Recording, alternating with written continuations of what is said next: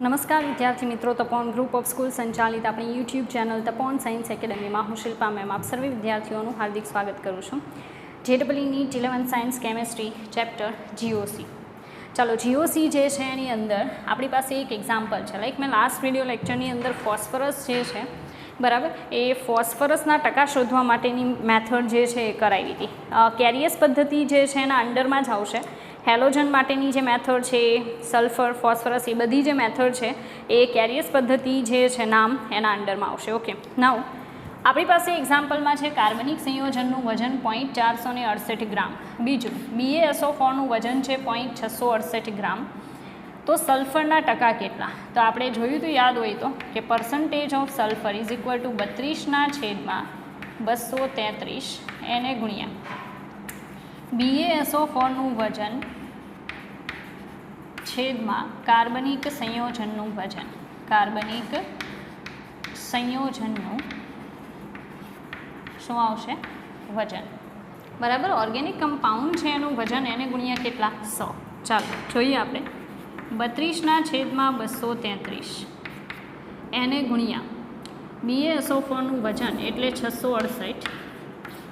બરાબર, 668 અને એને ભાગ્યા 468 એને ગુણ્યા 100. બરાબર, હવે 2 આવશે, 6 2 ચોક 8. બરાબર, 4 4 આવશે, 4 6 24, 4 5 20. તો એનાથી નહીં, આપણે 2થી ચલાવીએ. અહીંયા 4 છે, 2 ગુણ્યા 2, 2 કા 2, 2 કા 2, 2 સત્તા 14. બરાબર, ચાલો 117 આવે છે. 7 ચોક 28 એટલે 117 ગુણ્યા 4 કરીએ. 7 ચોક 28 આટલો વધી 2, 4 એકા 4 ને 2 6, 4 એકા 4, 468 આવે છે. બરાબર, એટલે 8થી ચલાવી જોઈએ. 668 સોરી 117 8, 8 સત્તું 56 વધી 5, 8 એકા 8, 9 10 11 12 13, 8 એકા 8 ને 1 9 એટલે વધારે થશે. બરાબર, એ મેળ નહીં પડે. તો હજી આપણી પાસે અહીંયા 117 233 બરાબર, 4 દુ 8 છે. હવે 233માં આઈ થિંક 11થી ચાલે. 11 દુ 22 બરાબર, 11 દુ 22 233, 11 દુ 22 ને 1 23, તો 11 એકા 11 નહીં થાય. ચાલો, ખરી મગજમારી છે. આપણે શું કરશું? 4 દુ 8, 668 ગુણ્યા 8 કરી દઈએ અને આ જે 233 છે એઝ ઇટ ઇઝ રાખીએ, કારણ કે બીજો કોઈ ઓપ્શન નથી આપણી પાસે. બરાબર, તો આપણે શું કરશું કે મલ્ટિપ્લિકેશન કરીએ.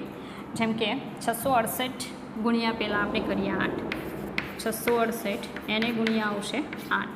બરાબર છે.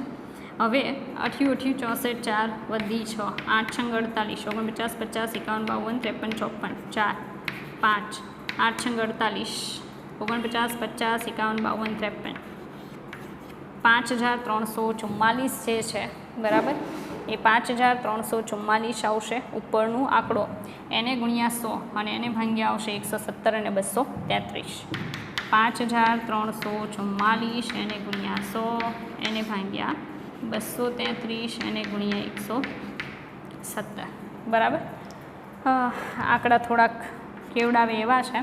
કેલ્સીમાં નોર્મલી આપણે ગણતરી કરી અને પર્સન્ટેજ ફાઇન્ડ આઉટ કરી શકીએ અત્યારે, કારણ કે આપણે હજી ઘણી બધી વસ્તુ શીખવાની છે.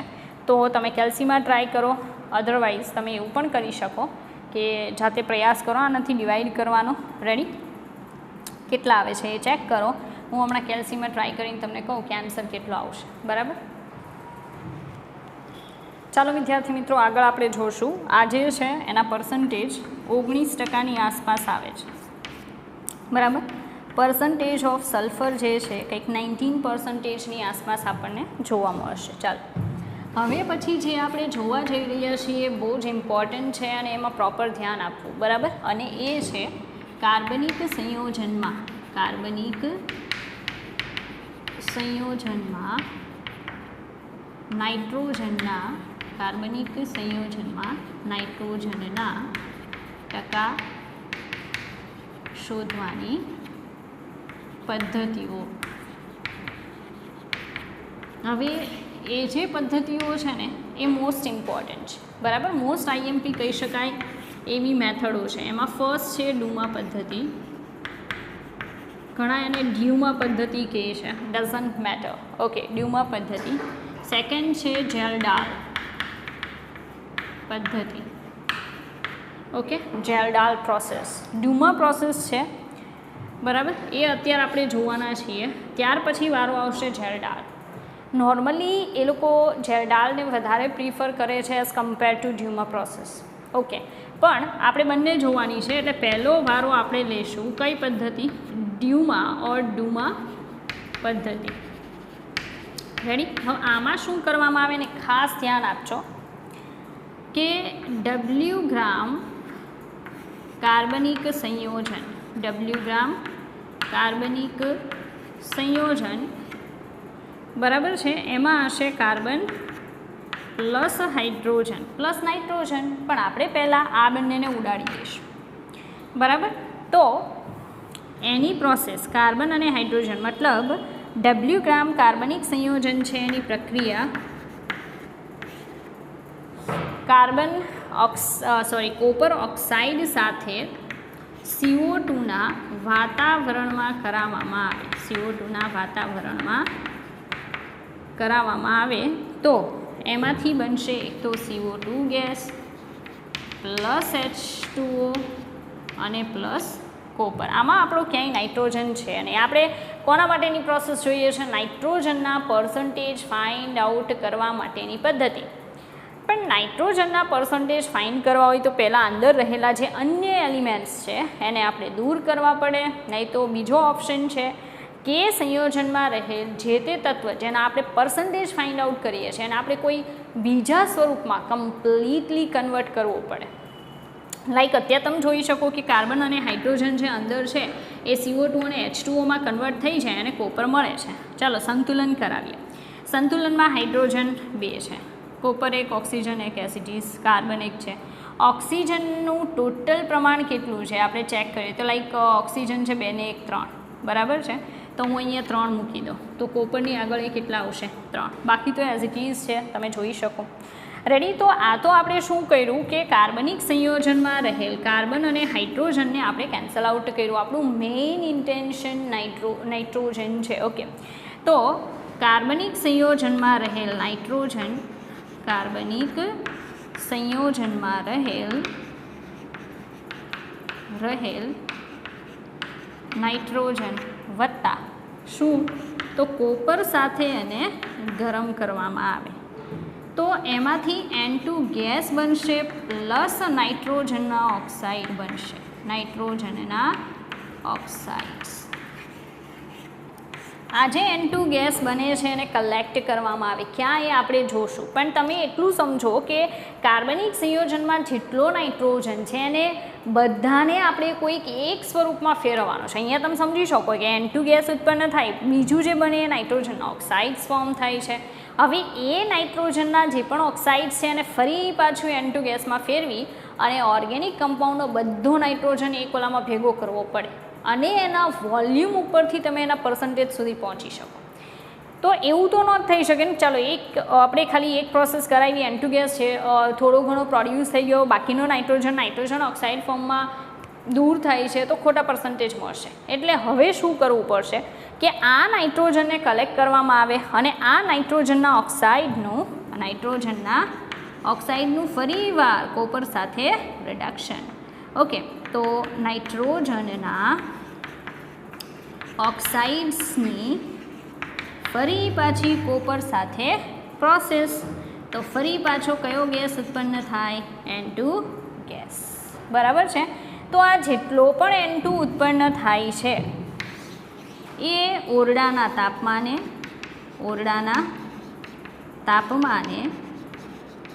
અને દબાણે ઉત્પન્ન થાય છે. એક બહુ અગત્યની બાબત કહી દઉં તમને કે આ જે નાઇટ્રોજન પ્રોડ્યુસ થાય છે અને કલેક્ટ ક્યાં કરવામાં આવે, તો નોર્મલી ઉત્પન્ન થતા N2 ગેસને પોટેશિયમ હાઇડ્રોક્સાઇડના એક્વિયસ સોલ્યુશન ઉપર એકઠો કરવામાં આવે છે, એકઠો કરાય છે. તો સીધી વાત છે ને કે પોટેશિયમ હાઇડ્રોક્સાઇડ જે છે બરાબર છે એના એક્વિયસ સોલ્યુશનની સરફેસ પર N2 ગેસને જો ભેગો કરવામાં આવે તો અંદર રહેલું જે વોટર છે એ પણ થોડું ઘણું વેપરમાં કન્વર્ટ થયું હશે, N2 ગેસ હશે. તો તમને પહેલું જે વોલ્યુમ મળશે નોર્મલ કન્ડિશનમાં, જે N2નું તમે વોલ્યુમ માપો એ એકલા N2નું નહીં હોય, એ કોનું હશે, તો એ હશે ભેજયુક્ત નાઇટ્રોજનનું કદ. તમારે તો શુષ્ક નાઇટ્રોજનનું કદ જોઈએ છે, કારણ કે નાઇટ્રોજનના પર્સન્ટેજ ફાઇન્ડ આઉટ કરવા હોય તો ખાલી નાઇટ્રોજનનું પ્રોપર કદ જોઈએ, એક્યુરેટ કદ જોઈએ. નહીં તો તમને પર્સન્ટેજ મળશે પણ એ પ્લસ માઇનસવાળા મળશે, બરાબર છે. એટલા માટે તો હવે N2 ગેસ જે પણ અહીંયા આપણે ઉત્પન્ન કર્યો, કાર્બનિક સંયોજનનો જે પણ નાઇટ્રોજન હતો એને N2 ગેસમાં કન્વર્ટ કર્યો, ક્યાં એકઠો કર્યો, તો પોટેશિયમ હાઇડ્રોક્સાઇડ જે છે એના એક્વિયસ સોલ્યુશનની સરફેસ પર ભેગો કર્યો. ઓકે, આગળની પ્રોસેસ આપણે હમણાં જોઈએ. ચાલો આપણે ડુમા પ્રોસેસ જોઈએ છે, અને ડુમા પ્રોસેસની અંદર આપણે એવું કીધું ઉત્પન્ન થતા નાઇટ્રોજનને ક્યાં એકઠો કરવામાં આવે, તો KOHની સપાટી પર. તો માનો કે પાત્ર છે બરાબર, આ KOHનું એક્વિયસ સોલ્યુશન છે, એક્વિયસ એટલે વોટર મોલેક્યુલ હશે. અહીંયા સરફેસ ઉપર આપણે N2 ગેસને એકઠો કર્યો છે, પણ એ N2 જે છે એ એકલો નથી, પ્લસ H2O ગેસ છે, બરાબર. આપણે તો શુષ્ક નાઇટ્રોજન છે એનું શું જોઈએ છે, પ્રેશર. મતલબ સામાન્ય કન્ડિશનમાં, સામાન્ય પરિસ્થિતિમાં, એટલે ઓરડાના તાપમાને અને દબાણે, તો સામાન્ય પરિસ્થિતિમાં એકઠા થતા N2 ગેસનું કદ બરાબર 20 સેન્ટીમીટર ક્યુબ, બરાબર. હવે નોર્મલી ભેજ અંદર હોય છે પણ વોલ્યુમમાં તમે એને નેગ્લેક્ટ કરી શકો, બિકોઝ N2ના વોલ્યુમની કમ્પેરિઝનમાં H2Oનું વોલ્યુમ જે છે એટલું બધું નહીં હોય, એટલે ડાયરેક્ટલી તમે 20 સેન્ટીમીટર ક્યુબ લઈ શકો. ચાલો પછી ભેજયુક્ત નાઇટ્રોજનનું દબાણ બરાબર capital P mm of Hg, અને પાણીની બાષ્પનું કદ, દબાણ, પાણીની બાષ્પનું દબાણ બરાબર સ્મોલ p mm, બરાબર. તો આપણે કહીશું શુષ્ક નાઇટ્રોજનનું દબાણ બરાબર. શુષ્ક નાઇટ્રોજનનું દબાણ કેટલું, ભેજયુક્ત માઇનસ વોટર એટલે mm આવશે, બરાબર. તો શુષ્ક નાઇટ્રોજનનું દબાણ આપણને આટલું મળે છે, પછી એકઠા થતાનું કદ મળી જાય. ટેમ્પરેચર તો નોર્મલી T કેલ્વિન, કે જે રકમમાં આપે તમારે મૂકવાનું છે, તો તાપમાન બરાબર T કેલ્વિન. હવે સ્ટાન્ડર્ડ કન્ડિશનમાં ફાઇન્ડ કરવાનું વોલ્યુમ, તો STPA ઉત્પન્ન થતા નાઇટ્રોજન માટે, STPA ઉત્પન્ન થતો નાઇટ્રોજન છે એનું V2 કદ આપણને ખબર નથી, એ તો ફાઇન્ડ કરવાનું છે, બરાબર. પ્રેશર P જે છે કેટલું, 760 mm ઓફ Hg થાય ને. STPA પ્રેશર કેટલું લેવાનું, એક વાતાવરણ એટલે 760 mm. T કેટલું લેવાનું, તો 273 કેલ્વિન. હવે આપણે V2 શોધવાનું છે, મતલબ સ્ટાન્ડર્ડ કન્ડિશનમાં જે ઉત્પન્ન થતો નાઇટ્રોજન છે એનું વોલ્યુમ કેટલું આવે છે, બરાબર. તો આપણને સૂત્ર ખબર છે કે P1 V1 divided by T1 is equal to P2 V2 divided by T2. અહીંયા 2 આવશે ને.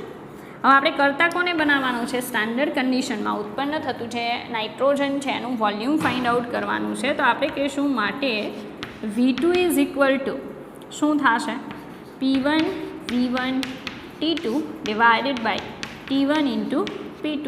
બધી પ્રાઇઝીસ આપણે એપ્લાય કરીએ. Like we have P1. P1 જે છે એ કેટલું P માઇનસ P શું આવશે P minus P multiply V1 કેટલું છે V એટલે હું V1 જ રહેવા દઈશ. ચાલો T2 કેટલું છે તો 273 છેદમાં ચાલો T1 કેટલું છે તો T1 જે છે એ T કેલ્વિન છે એઝ ઇટ ઇઝ મૂકીશ. P2 જે છે એ 760 છે બરાબર. તો આ આપણને હજી તો વોલ્યુમ મળે છે, ઉત્પન્ન થતો નાઇટ્રોજન છે એનું સ્ટાન્ડર્ડ વોલ્યુમ મળે છે બરાબર છે. તો એના પરથી એ જે ઉત્પન્ન થતો નાઇટ્રોજન છે એના વજન સુધી પહોંચી શકાય. જેમ કે 22,400 સેન્ટીમીટર ક્યુબ આ જે છે વોલ્યુમ છે એટલે અહીંયા શું લખી શકાય સેન્ટીમીટર ક્યુબ. તો 22,400 સેન્ટીમીટર ક્યુબ N2 ગેસનું વજન એટલે 1 મોલનું વજન થાય. 1 મોલ એટલે 14 દુ 28 ગ્રામ થાય.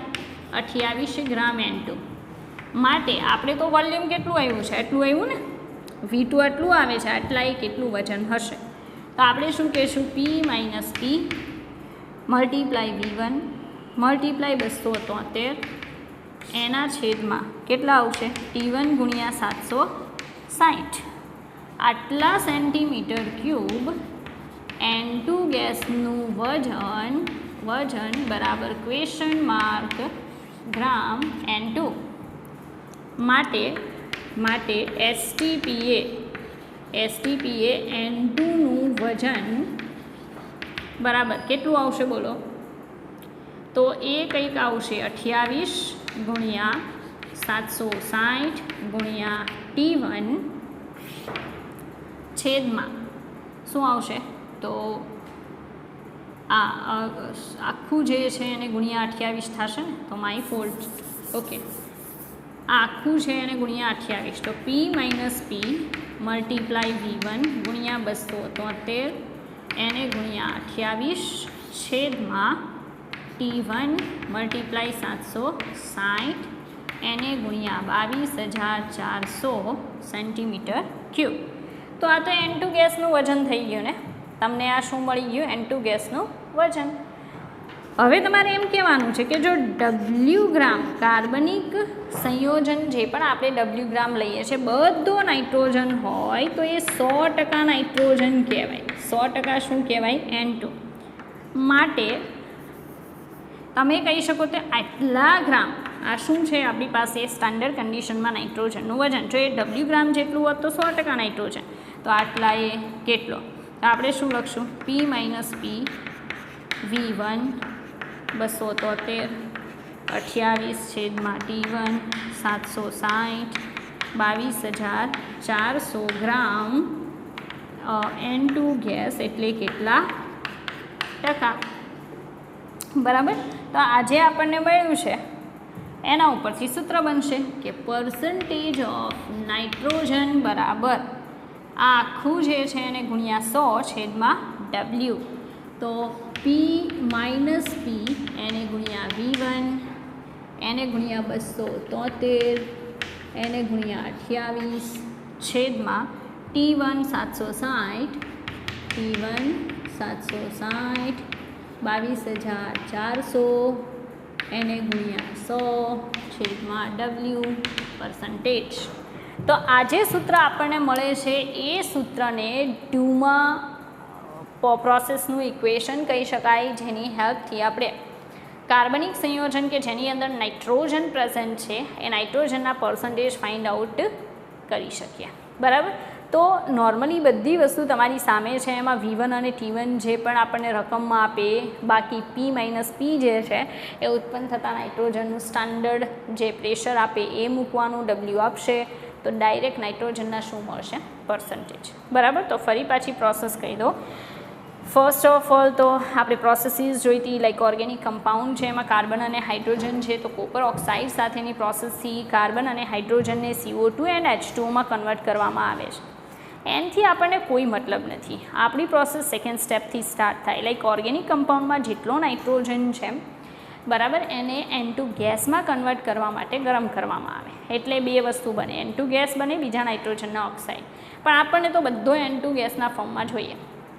તો ફરી પાછા નાઇટ્રોજનના શું લેવાના ઓક્સાઇડ, એની કોપર સાથે રિડક્શનની process, and then all nitrogen can be converted into N2 gas. Okay, તો જેટલો પણ નાઇટ્રોજન ગેસ છે એને આપણે N2 ગેસમાં કન્વર્ટ કરી શકીએ. નાઇટ્રોજન જે ઓર્ગેનિક કમ્પાઉન્ડમાં પ્રેઝન્ટ છે ને આપણે N2 ગેસમાં કન્વર્ટ કરી શકીએ. હવે શું કરવાનું કે એનું જે વોલ્યુમ છે એ મેઝર કરવાનું. હકીકતમાં એ વોલ્યુમ કઈ રીતે મળે, તો એકઠા થતાં N2નું કદ 20 સેન્ટીમીટર ક્યુબ જે પણ મળે છે. ભેજયુક્ત નાઇટ્રોજનનું દબાણ, કારણ કે નાઇટ્રોજન એકલો તો હશે ને, આપણે કીધું કે બે વસ્તુ હશે, N2 gas plus H2O gas હશે, બંનેનું હૈયારું પહેલાં પ્રેશર મળે. એમાંથી પાણીની બાષ્પનું દબાણ small p mm cancel out કરવાનું, તો શુષ્ક નાઇટ્રોજનનું દબાણ તાપમાન T કેલ્વિન નોર્મલ કન્ડિશનમાં. હવે STPA ઉત્પન્ન થતા નાઇટ્રોજન માટે વોલ્યુમ નથી ખબર, ગોતવાનું છે. P2 760, T2 273, P1 V1 upon T1 is equal to P2 V2 upon T2. એમાં V2 સ્ટાન્ડર્ડ કન્ડિશનની અંદર નાઇટ્રોજનનું કદ આપણે જોઈએ છે, તો આ સૂત્ર બનાવવાનું. સૂત્રની અંદર પ્રાઇઝીસ એડ કરવાની, બરાબર. પછી કહેવાનું કે ભાઈ 22,400 સેન્ટીમીટર ક્યુબ N2 ગેસનું વજન 28 ગ્રામ, કારણ કે 1 મોલ થાય. તો P minus P multiply V1 multiply 273 divided by T1 multiply 760 centimetre cube N2 gas એ વજન કેટલું? તો STPA N2નું વજન એટલે આપણને ફોર્મ્યુલા મળી ગઈ. પછી કહેવાનું કે ભાઈ W ગ્રામ જે ઓર્ગેનિક કમ્પાઉન્ડનું ટોટલ વજન છે એટલો નાઇટ્રોજન હોય તો 100%, તો આટલા વજને કેટલો, એના ઉપરથી આપણી ફાઇનલ ફોર્મ્યુલા આવે કે percentage of nitrogen is equal to P minus P, મતલબ શુષ્ક નાઇટ્રોજનનું pressure multiply V1 multiply 273 multiply 28 divided by T1 multiply 760 multiply 22400 multiply ઉપર અંશમાં 100 ડિવાઇડેડ બાય W પર્સન્ટેજ. તો આ ડુમર પ્રોસેસ છે કે જેની હેલ્પથી આપણે કાર્બનિક સંયોજનમાં નાઇટ્રોજનના ટકા શોધી શકીએ, બરાબર. મિત્રો હવે આગળ આપણે ડ્યુમર પ્રોસેસ જે છે એનું એક એક્ઝામ્પલ છે મારી સામે, જેની આપણે ગણતરી કરશું ડ્યુમર મેથડથી અને નાઇટ્રોજનના પર્સન્ટેજ ફાઇન્ડ આઉટ કરશું. ઓકે, પહેલાં તો ફોર્મ્યુલા શું હતી, તો લાઈક આપણે ફોર્મ્યુલા હમણાં જોઈ હતી, percentage of nitrogen is equal to P minus P, યાદ છે ને, Na ગુણ્યા V1 Na ગુણ્યા શું આવશે 273, બરાબર, એને ગુણ્યા આવશે 28. ચાલો, છેદમાં શું આવશે તો T1 એને ગુણ્યા 760 22,400, બરાબર, 22,400 આવશે. અને બીજું આવશે W એને ગુણ્યા 100, બરાબર. તો નોર્મલી આટલી જે વસ્તુ છે એને આપણે જો અંદર એડ કરીએ તો ફાઇનલી આપણો આન્સર આવે આ ડ્યુમર માટેનું ઇક્વેશન છે. ઓકે, ચાલો ફરી પાછું કહી દો. ફર્સ્ટ ઓફ ઓલ 28, પછી 273, બરાબર, 273. પણ એટલે મતલબમાં કે મેં શું કર્યું છે કે V2ની જગ્યાએ મૂકેલું છે. લાઈક તમે શું કરી શકો એ કહી દો. આપણે આ ઇક્વેશન યુઝ કરવું છે, મને કોઈ પ્રોબ્લેમ નથી. બીજું શું છે આપણી પાસે કે P1 V1 divided by T1 is equal to P2 V2 divided by T2. Ready? Now આપણે શું કરી શકીએ કે હું V2ને કરતાં બનાવું તો સૂત્ર બનશે P1 V1 T2 divided by T1 and P2. Okay, now આ જે V2 છે એને હું આ બધાની જગ્યાએ મૂકું, like P minus P cancel કરું, V1 એન્ડ T2, બરાબર, આ જે દેખાય એ છેદમાં T1 આ જે છે અને P2 760, આટલું જે દેખાય ને એની જગ્યાએ V2 મૂકી શકું તો એક બીજું ઇક્વેશન બને. Percentage of nitrogen is equal two શું આવશે ડાયરેક્ટલી V2 શું છે તો તમને ખબર જ છે કે STPA ઉત્પન્ન થતા નાઇટ્રોજનનું કદ, ઉત્પન્ન થતા N2 ગેસનું કદ, બરાબર.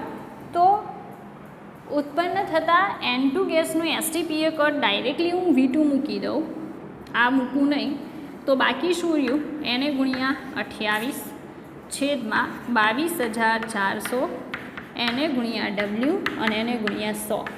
આ સૂત્રનો યુઝ કરીને પણ તમે પર્સન્ટેજ સુધી પહોંચી શકો.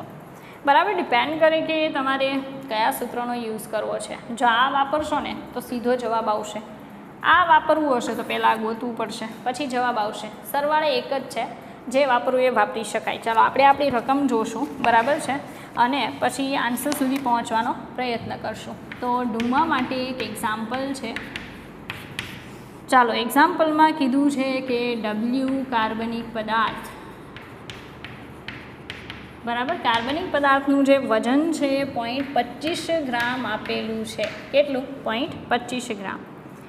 પછી 30 સેન્ટીમીટર ક્યુબ ઓફ મોઇસ્ટ ડાયનાઇટ્રોજન, મતલબ કેપિટલ